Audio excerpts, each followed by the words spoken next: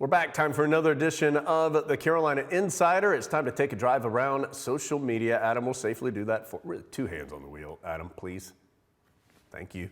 It is presented by Reed's Jewelers. We're going to find some Tar Heel topics to discuss with you. Let's start with one of our favorites, Leaky Black, who just recently was at the G League Elite Camp. And Adam, he really had some positive reviews for his contributions, and obviously his measurables are going to be great. We know that Leaky is a terrific athlete, but it seems like he helped himself in this event. No surprise to see Leaky with good plus-minus numbers. We know he often does things that don't show up in the scoring column. His measurables, that appears to be good. Height without shoes, 6 foot 6.25. Yeah, oh yeah. So Leaky, this is a tough time of year, as folks in Leaky's position are going to be playing basketball here in a few months somewhere in the world. They just don't know where. But of course, the goal is to go to events like this and make a good impression. And Leaky always adept with any sort of media training. So doing interviews at the G League Combine, no big deal for him. The best part is when I have games and seeing my family there, and the smiles and like the looks on their face when they see me like doing well and just, you know, living my dream. Best of luck certainly to Leaky as he's chasing that NBA dream, and a couple of Tar Heels who have been able to reach that NBA dream, Theo Pinson, 𝗬𝗍𝗶𝗃𝗍. Adam, this just seems like the boys just having a good time here as it appears as though they were doing a live podcast during the Denver-Phoenix game where things got out of hand a little bit for the Suns, unfortunately for them, and Theo and Reggie and someone else off camera were discussing. Hey, look, you know how hype I am. Hey, Reg, you've been in the NBA way too long. You know the game is not over yet. There's still a lot of time left. Hey, man, hey, I heard they smoking out there in Phoenix.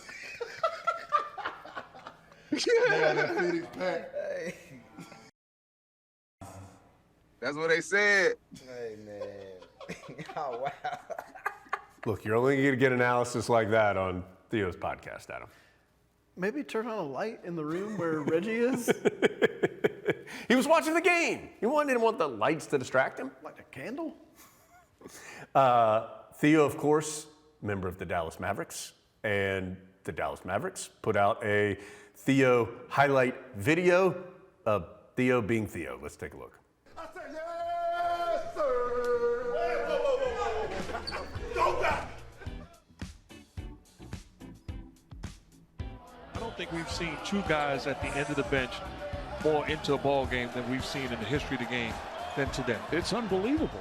They should be recognized because they could play for me any day of the week. You need people with that type of energy, enthusiasm, and involvement in the game. Talking about Theo Pinson for Dallas. I said, yeah.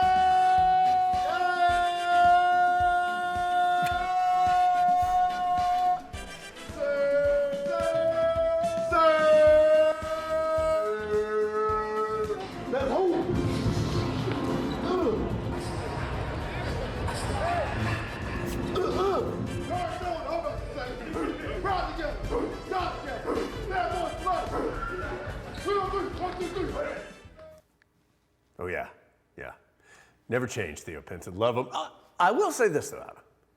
Like, listen, Theo Pinson's a good basketball player, too. I mean, I know that he is fun and funny, but he can play. He did have a triple-double this year and is the only Tar Heel to have done that in the NBA among the current group. I feel like we're getting perilously close to when Tar Heel fans used to think of Danny Green as a dancer, right, and not pay attention to the fact that he was good at basketball. Feels like we're getting close to that with Theo Pinson, who had a triple-double in the NBA, but also is funny and entertaining to watch. Speaking of the NBA, plenty of future NBA players in this picture that we unearthed online. That was a pretty good team there for the Tar Heels. You see Sam Perkins, Matt Doherty, Michael Jordan, of course, listening in to Coach Smith in a huddle. And Adam, some of these same guys will show up here, and it's going to take a little bit of explaining. We're going to start here. We've talked about this one before, about demonstrative referees. Look at this. Boom, boom. That foul is on you, guy from Duke, maybe Jim Spanarkel or someone like that. So we've seen this before, Adam, and we found yet another aggressive referee. We've talked about this with Brian Kersey, about how this used to just be the way you officiated. Yeah. And this, we think is from maybe the 83-84 season. Yeah. It is good. So good. It is really, really good. Score it. The flex in the knee, like Yeah. it's not just upper body, it's full body. Yeah. And that's what really sells the call. I think some officials watch this in the summer and are like, oh, the good old. Can we go back to the Duke one where James Worthy gets the dunk on the fast break? I've never seen, I mean, this still is number one all time. Look at that. Boom. I mean, yes, but let's go one more time if we can. Watch the referee actually jump in the air here as James Worthy. Yeah! Boom! You, sir, are the offending party. I mean, that is, I still think that's the most aggressive one. It can't get any more aggressive than that. Is that the same official? They look similar. The finish on the Yeah. and one is very similar. remarkably similar. I think that could be the same person. All right, let's change gears. Let's get to baseball. Of course, a great weekend for the Diamond Heels this past weekend with the sweep of NC State. But, Adam, there were some really cool ceremonies around those victories as well. Tar Heel was able to honor a couple different folks. The first was Mickey Hickerson, who was the first African-American baseball player at Carolina. Great to be able to honor him before one of those games against the Wolfpack. Also before one of those games against the Wolfpack, the Tar Heels surprised Joe Bray, announced that the longtime Carolina baseball photographer is going to have the camera well named in his honor at Boshamer Stadium.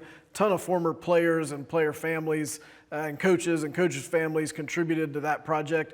Joe had no idea at all, and so really special to see him be honored. There's no one who loves Carolina baseball as much as Joe Bray. Yeah, great to see that for Joe, so congratulations to him. All right, let's finish up with a couple of football notes.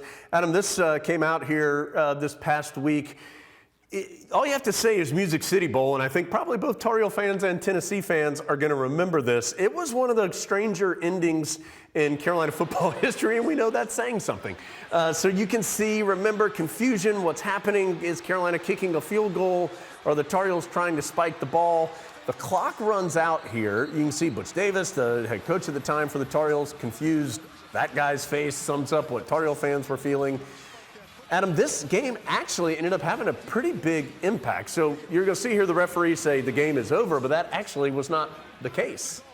Yeah, this video really does a good job of summing up just the mass confusion that was going on here. Butch Davis, you can tell he's frustrated. He said frustration. Yeah. And we have the handshake. We think the game is over, but wait, TJ Yates isn't so sure because the officials are going to review this and see if there was any time on the clock when the ball was spiked.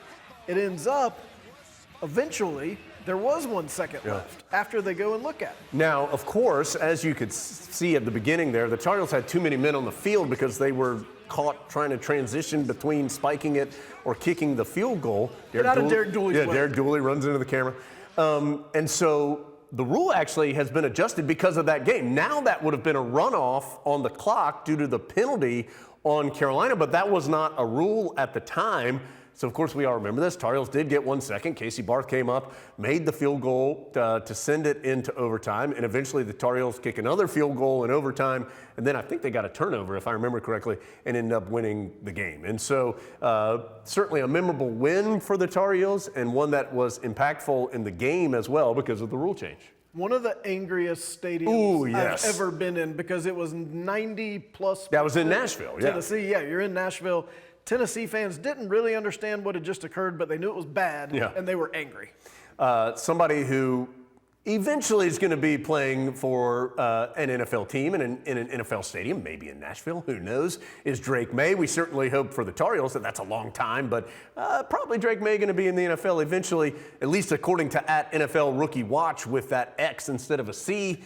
And we do know this, @NFL Rookie Watch likes to use quotations, but if he's saying nice thing, he or she is saying nice things about Drake May, we'll let it slide. Josh Downs thinks Drake May is quote unquote worthy of either the first or second overall pick. And if Josh Downs says it, you can take it to the bank. Well, certainly there'll be plenty of eyes on Drake May and the Tar Heels next season. We appreciate your eyes being on us. Where else would they be? Right here on the Carolina Insider.